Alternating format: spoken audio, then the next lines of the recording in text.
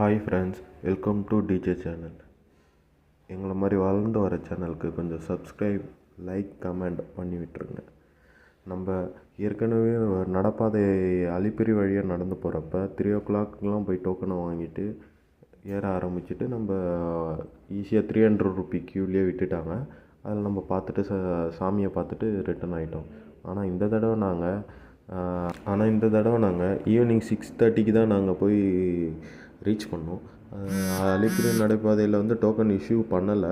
அதனால் சரி, ஓகே, நம்ம பை வாக்காக போயிட்டு நார்மல் ஃப்ரீ க்யூலேயே போய் சாமியை பார்த்தலான்னு போயிட்டோம். 6:30க்கு ஸ்டார்ட் பண்ணி 11:30 ஆகிடுச்சு.